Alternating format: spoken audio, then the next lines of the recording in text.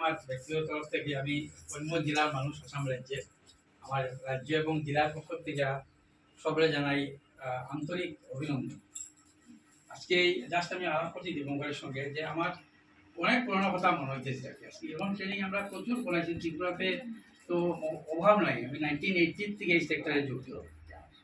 আজকে অনেক দিন যেহেতু এটা অর্গানাইজ করছে স্বপ্ননীর সাবলম্ব সেরা স্কুল, আমার খুব ভালো লাগছে। আমি ভাবতেছি স্বপ্ন নিয়ে এই যে শব্দটা, স্বপ্ন সম্বন্ধে আমার সবার আইডিয়া আছে, স্বপ্ন নীর সম্বন্ধে নিশ্চয়ই আইডিয়া আছে। আশ্রয়, স্বপ্ন নীর এই যে একটা কম্বিনেশন, স্বপ্ন এবং নীর, আশ্রয় এবং স্বপ্নের সঙ্গে এটা যে মেলবন্ধন, এটা আমি খুব ভাবতেছি নিয়ে আনি। আপনাকে প্রতি একটা স্বপ্ন নিয়ে আইসেন।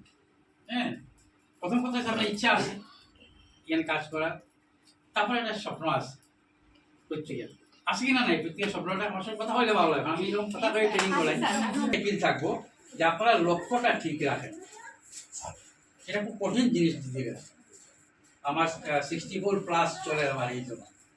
এই লক্ষ্যটা ঠিক রাখাটা খুব কঠিন জিনিস। কিন্তু ত্রিপুরাতে আমি প্রচুর ট্রেনিং করাইছি, প্রচুর ছেলেরা আছে, কিন্তু হাতে গোনা এই যে যারা দেখছেন এখানে এরকম কিছু এসেট ত্রিপুরাতে আছে, তারা সঙ্গে যারা ট্রেনিং করছে তার নামও আমি ভুলে গেছি। কিন্তু বিবেকানন্দ তো গ্রাজুয়েট, কেউ কইতে পারে বিবেকানন্দের সঙ্গে যারা পরিচয় দিচ্ছে একজনের নাম,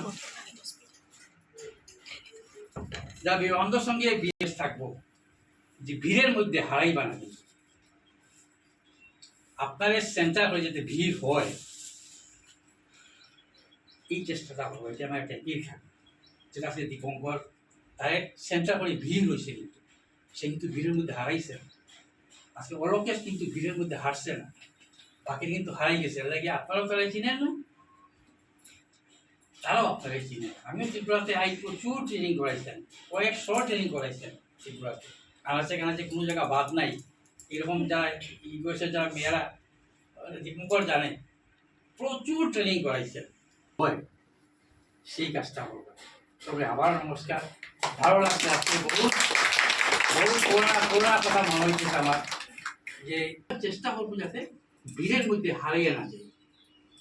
আজকে একদিন আমিও যে দেখবো ওর কাছে নিয়ে যাইবো। আজকে এখানে যারা আছেন দিদিরা, বিরাট একটা সেলাই স্কুল আছে, ওর কাছে নিয়ে যাইবো। হয়তো আমি বয়স তখন একটু বাড়বো, আমার হয়তো লাঠি বোর্ড দিয়ে আইতে রাখতে পারে, স্টিল যদি ওর কাছে দেখাইবো। আমার মানে এখানে বইয়া রিয়েলি আমি এক্সপ্রেস করতে পারছি না আমার কতটুকু আনন্দ হইতেছে। আজকে এখানে দীপঙ্কর, হরকেশ, সুমা এখানে অ্যাক্টিভিটি পারফরমেন্স দিকে গিয়া সেই 20 বছর আগে যখন তারা দেখছি, ভাবছি না যে এইরকম একটা জায়গাতে এই মানুষগুলো দাঁড়াইব।